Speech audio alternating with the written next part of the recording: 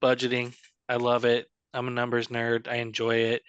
Uh, Brett, you're the expert here. I would love to hear, what a good budget looks like and what dentists should be doing as they're building their budget. And then Dr. Patel, you have so much experience. You've been there, you've lived it, and I would just love to hear like what's worked for you and what hasn't worked and what you learned too.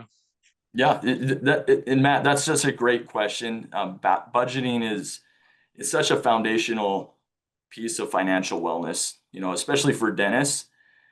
And to me, like budgeting is not a restriction. It's all about intention, right? And so you have to have the intention to grow your wealth, right? There are so many people out there that we start working with and ask, like, hey, what are you spending on a month-to-month basis? And people are just spending what's in their account and they don't really have a handle.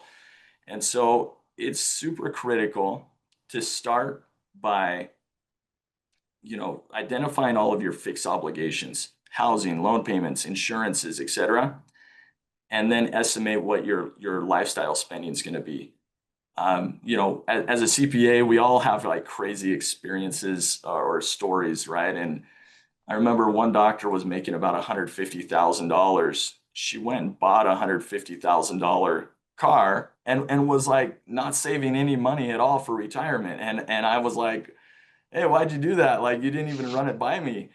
And the answer was, hey, I felt like I deserved it, after spending all this time in school and finally starting to make some money. And I think most people are not at that extreme. Most people are aware that most doctors are aware that they've got to start catching up, right? That they are maybe behind what the average person is who didn't have to go to school as long or that doesn't have $300,000 of student debt, right?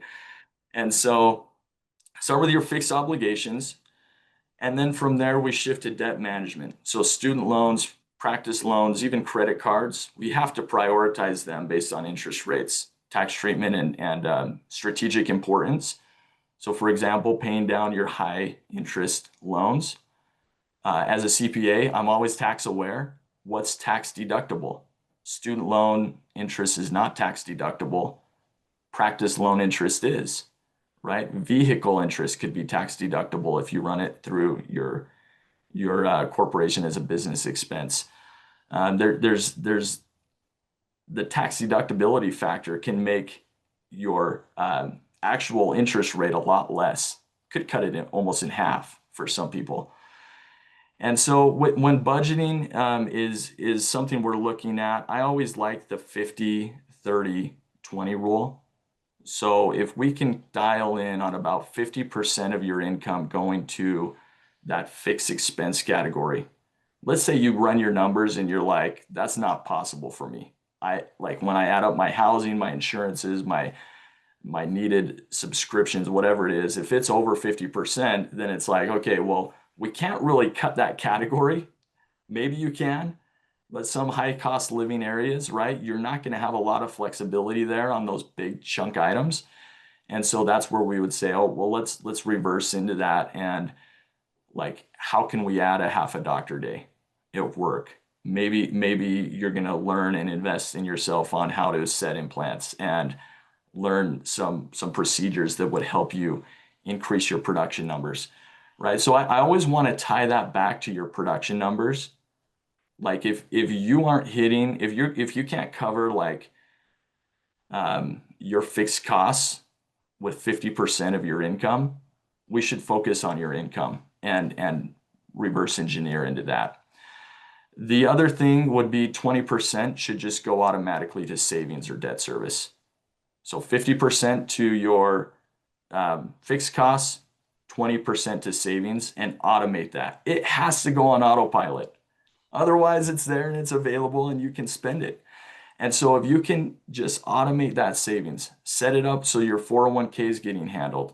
If you've got extra money, fund your IRAs and make it so you don't even see that money going in your accounts. And then the remaining 30% of your earnings can go to lifestyle type things. And so I think it's super important to pay yourself first, get the 20% in, cover your fixed costs, and then anything else you have left over, yeah, go enjoy it. go travel, go have some fun. You deserve it. You've worked hard. My husband loves this word too, and I call it the nasty evil B word every time he wants to have a discussion. But to your point, I think we are creatures of habit, and we are also people that came out of 8 years, 10 years, 12 years of school and residency, and now suddenly you're getting your first big real life paycheck. And specifically in the health professional fields, when I was in dental school, it was like life was going by around me. My friends were all a decade ahead of me, right? Like a lot of them saving, working, investing. I got out and I was in my mid 20s, but it was like they've all been working since they were 18, but I've been in school, right? And so that's why I think that having that plan, sticking to it, and like Brett said, automating as much of it as you can so that you're not tempted to spend, or, hey, it's there, so let me go do this that ends up just being maybe frivolous anyway, is really important. Personally, in our household, we have it automated so that there is a fixed number that goes into our joint post-tax investment account, period. And it happens like right when our paychecks hit our account. And so that way, even if we have a quote unquote good month, right, I can't overspend and spend into that because sometimes it just kind of happens. But that all comes from, I think, having a very defined plan and realizing, again, like Brett said, that the way that you pay different things off can affect what your effective interest rate will be.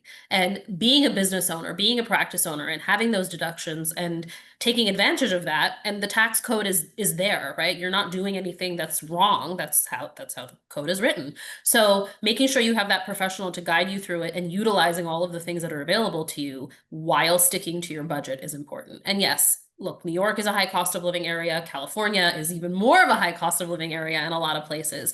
And so it can get very high and very crazy, but you don't need a $150,000 car, a $1.5 million house or condo in the city, and to be on a vacation every quarter when you've just started out.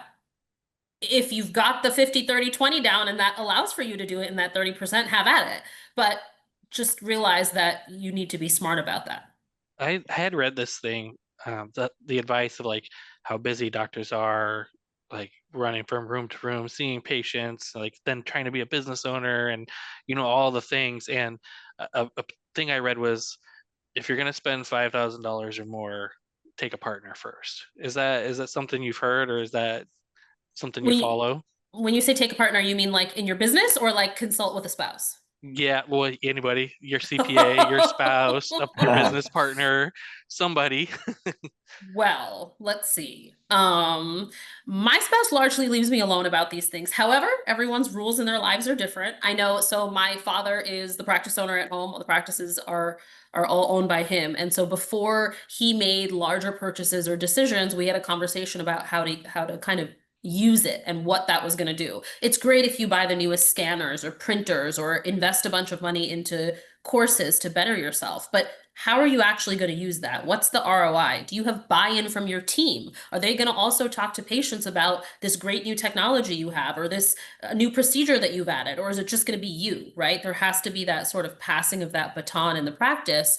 And you brought up something else that I remember to say. My dad likes to say, you sit there, if he hears people say, I have a money problem, and he looks at them and says, okay, make more money. That's the solution to your problem, which I think essentially is what you have a money problem, make more money. My husband doesn't love it when I say that to him, but that was always his view. And I didn't understand what he meant. And then I got involved in the business side of things. And I was like, oh, where can we add a half doctor day? Can I come in an hour or two early? Can the hygienist stay late? And can we maybe do some same day treatment? It's easy. I mean, a quadrant of dentistry, in the morning, an extra one, and maybe an extra quadrant in the afternoon, right, Brett? Times 4 days, times Mhm. 4 weeks, times, whatever, 40 weeks a year. That's a lot of extra income coming in. And that's quadrant dentistry. So it is Yeah, all about your systems and your buy-in from your team.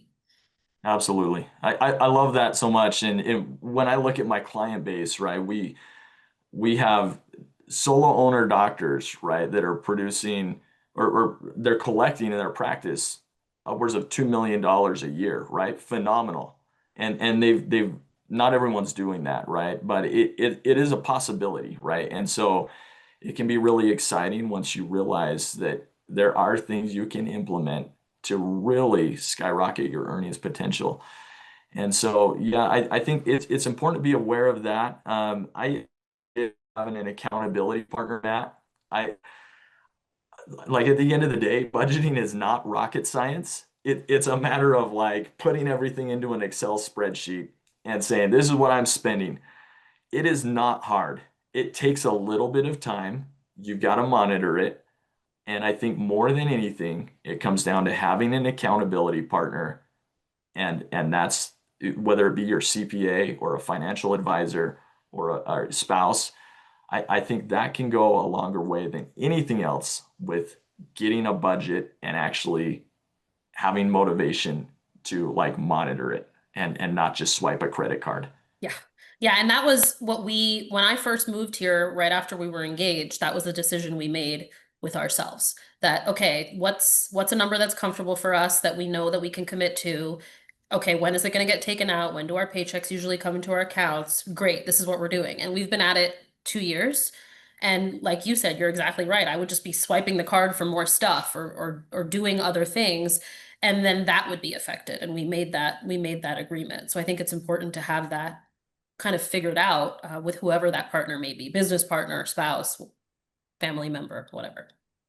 Yeah, it's so easy to swipe the credit card and not realize how much you're racking up. And people, I think, mentally think, oh, well, I'm just gonna do it this one time and then I'll get back on track next month, right? And I've seen that a lot where, Yeah. people kind of have an idea of like, okay, I've got my budget, I kind of know what I can spend, and then they come across something they've got to have. And it's like, oh, I'm just gonna swipe my credit card. And everyone's thinking, oh, I'm gonna get points, I'm gonna get points. Well, if you're so tied up into points, like it's not gonna pay off because you are just spending more than you need to be, right? If Right. you're just trying to get points, those budgets can get out of control very quickly.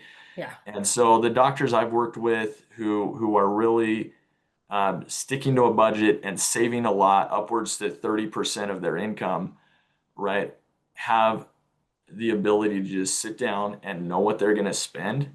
And if it means not using credit cards and they're just like, all right, I have this much money for entertainment and I'm going to build around that, right? Hmm. Like they're having great success with getting those higher percentages of savings rates down and on great paths for financial freedom.